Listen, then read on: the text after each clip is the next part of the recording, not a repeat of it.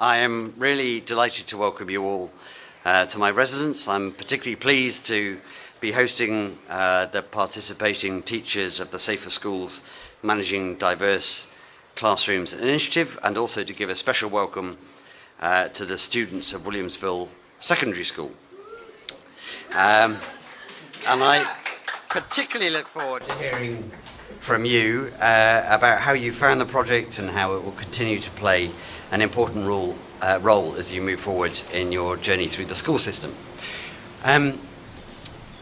So I should just say, I was invited in a previous job, in a previous post, to speak on a topic by an organisation, and I said, fine, I'm honoured and delighted to come and do that for you, of course, and what do you need? And they said, well, Mr. Stew, if you could speak for 45 minutes on this subject, and then normally we have a sort of question and answer session, and then a bit of mingling and drinks and stuff. I said, this sounds great. Of course, I'm very happy, and I walked away thinking, but they've asked me to talk about tax reform. This is a really dull subject for 45 minutes. How on earth am I going to keep people engaged for 45 minutes? But that's what they've asked, so that's what I'll do. So I turned up a week later, or whenever it was, and delivered my speech on tax reform. And at the end of it, the MC said, thank you very much, that was wonderful.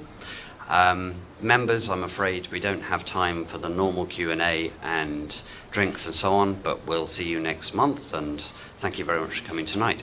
And I was a bit bothered by this, so I said to the MC afterwards, sorry, I was expecting questions, because that's usually the most interesting bit. And he said, yes, but you spoke at such length that there wasn't time. And I said, well, no, hold on. I did what you asked. I spoke for 45 minutes. And he said, no, Mr. Stew. I said, 4 to 5 minutes. So I tell you that for two reasons.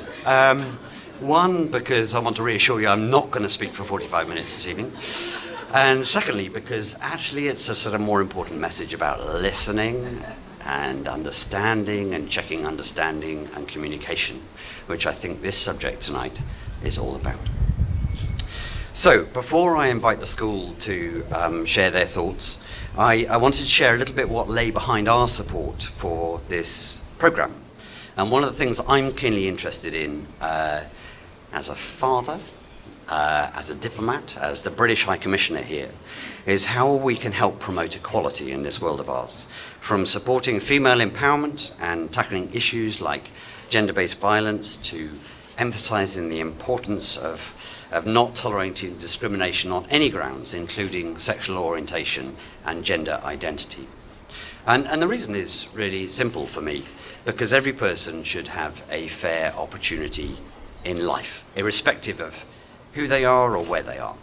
And so we're committed to promoting and protecting the rights of all people across the spectrum, including women and girls and LGBT plus people, because human rights, after all, are universal and should therefore apply equally to all people.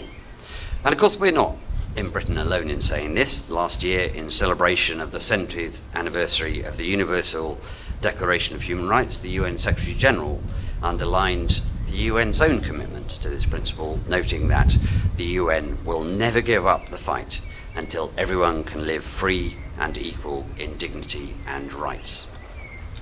And of course, there have been many collaborations globally between governments and civil society to address issues of equality and inequality. And a lot has been achieved. But the problems persist, and so there is much more work to be done.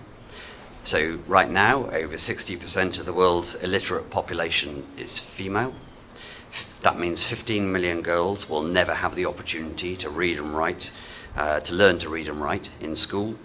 And 10 million boys also face that same situation. And according to the International LGBTI Association, 1/4 of the world's population believes that being a member of the LGBT community should be a crime. And 1/5 of the world's population still do not agree that human rights should be applied to everyone, regardless of their sexual orientation or gender identity. So simply that means 1 in every 5 people on this planet apparently does not yet think each human being should be offered the same rights as everyone else. So we have work to do in breaking down the barriers that prevent equality and tolerance. And I see education being a really critical tool in this. The 15 million girls I mentioned earlier, who are destined not to have that chance to learn to read and write, will miss out on the opportunity to live a healthier life. They will, the statistics say, marry earlier, have more children, miss opportunities for employment, earn lower incomes, and struggle to fulfill their rightful role in public life. And this problem is perpetuated by poverty, by isolated rural locations, so-called social norms and attitudes, and sexual and gender-based violence. And these difficulties extend to all also who identify differently from so-called traditional norms. So you'll understand why I care so much about this and see it as a priority for action. Last year at the Commonwealth Heads of Government meeting in London, the joint communiqué endorsed by all 53 Commonwealth countries contained the most progressive language on equality that we have heard yet. Prime Minister Theresa May delivered a key speech backed by a major UK-driven programme on gender equality and LGBT rights. And she said, as a family of nations in the Commonwealth, we must respect one another's cultures and traditions, but we must do so in a manner consistent with our common value of equality, a value that is clearly stated in the Commonwealth Charter. Nobody should face discrimination or persecution because of who they are or who they love. And the UK stands ready to help any Commonwealth member wanting to reform outdated legislation that makes such discrimination possible. So I'm clear.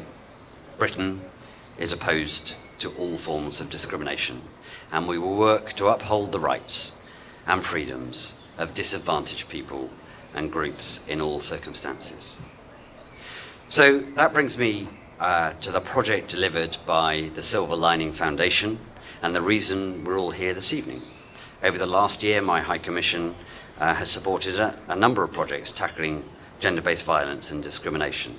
And this project, delivered by the Silver Lining Foundation, is part of this effort to tackle bullying and discrimination in schools, and so ensure a safe, fearless and healthy environment for learning.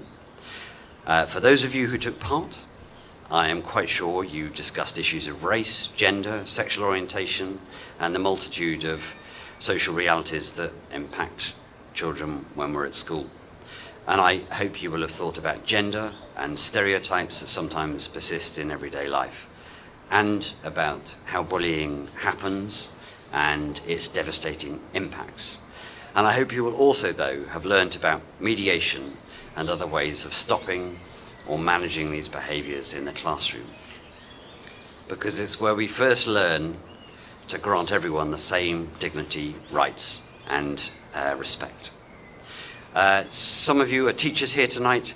I'm so pleased you're here, often the unsung heroes, and I hope you feel proud of what you have taught through this programme, and the students too are proud of what they have learnt from you. And I hope it's encouraged you to think hard about this issue, to stand up for equality for all, and to call out discrimination and bullying now and in your futures where you see it. Thank you very much for coming tonight.